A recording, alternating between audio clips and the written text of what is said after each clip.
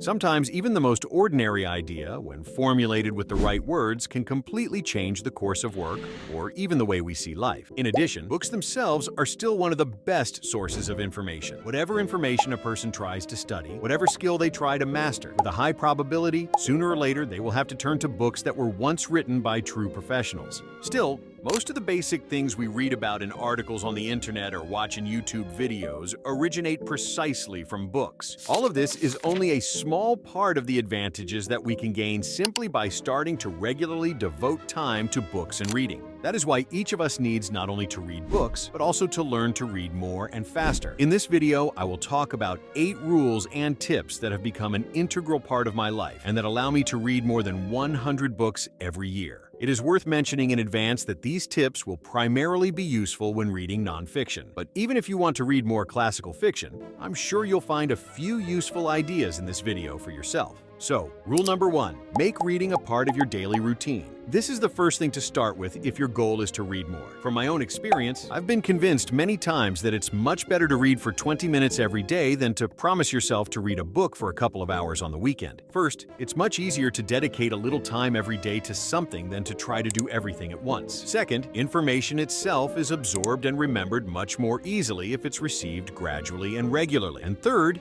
it's simply easier to find 15 to 20 minutes each day than to carve out 2 to 3 hours at once. Therefore, if you want to read more, try making reading a part of your daily routine. Think about when during the day you can find at least 15 to 20 minutes for reading. Personally, for me, this time is in the evening before going to bed. The most important thing is to make reading your new habit, one that you can devote at least a little time to every day. The second thing you can do to read more is, in fact, not to read, but to listen to books. I myself didn't use audiobooks much before. It always seemed easier to just pick up a book and read it myself. And besides, it wasn't always possible to find an audiobook version of a particular book. But one day I decided to give audiobooks a chance, and I realized how wrong I had been. After I started actively listening to books, the total number of books I read in a year increased dramatically. As for the second problem, the lack of audio versions of certain books, I managed to solve that too. On my Telegram channel, I once wrote about this method. It's about using a text-to-speech synthesizer. All you need to do is open an ebook on your phone using any audio browser, and then simply launch the voiceover. Of course, it can't compete with professional narrators, but it still does its job quite well. Tip number 3, use both electronic and paper books, even if you prefer one over the other. Personally, I like reading paper books more, but most often I prefer electronic ones simply because they are more convenient and practical. On my phone, I can almost instantly access any book, quickly make bookmarks, and return to what I've read. But sometimes it's just nice to read a paper book. And sometimes, for example, before bedtime, it's much better to read a physical book to avoid unnecessary sleep problems. Therefore, if you want to read more, use all 3 types of books depending on the situation: paper, electronic, and audio. Tip number 4, read for pleasure. Or at least try to. There are times when you need to read something for work or study, and at such times, it's hard to follow this rule. But if we're reading something for ourselves, then we shouldn't force ourselves to read something that doesn't really interest us, just because someone else recommended it. Most likely, it will be difficult to read, and in the end, everything we've read will quickly be forgotten.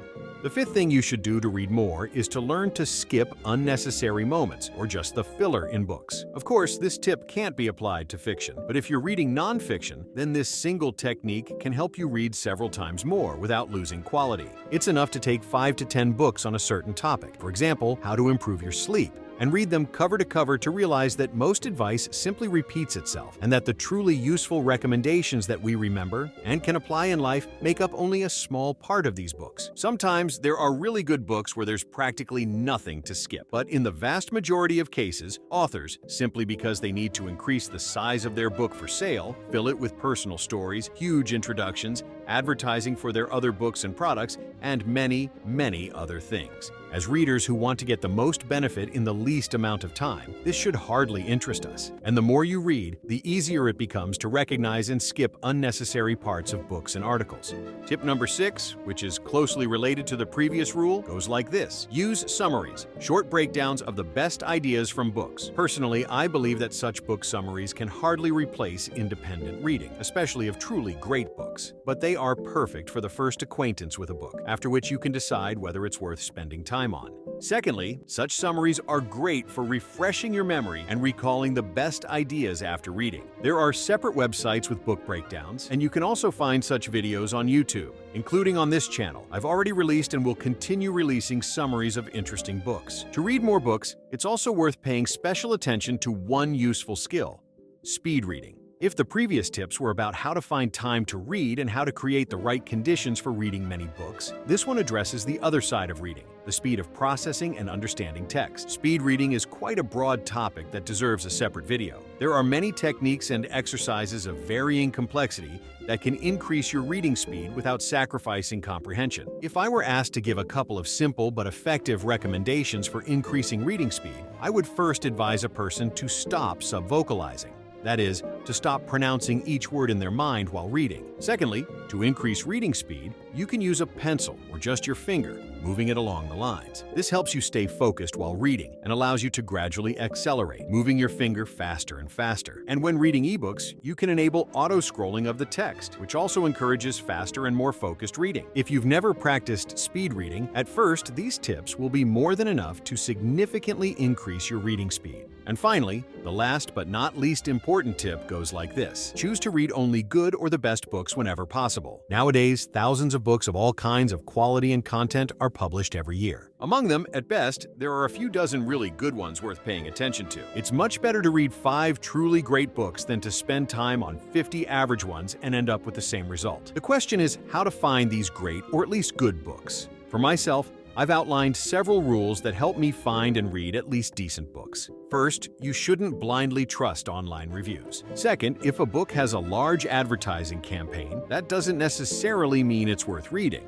Third, if you're not sure about the quality of a book, you can read a free fragment, or even better, find a summary, a short breakdown of the book and its best ideas, and only then decide whether it's worth your time. And fourth, probably the most important, is to listen to book recommendations from people who share similar views on life, whose opinions you trust, and who read more than you do. As a rule, recommendations from such people have led me to the best and most useful books I've ever read in my life. I hope all these tips and recommendations help you find great books and get the most benefit from them for yourself and your life. Don't forget to subscribe to the channel so you don't miss new videos. Thank you for watching, and see you soon.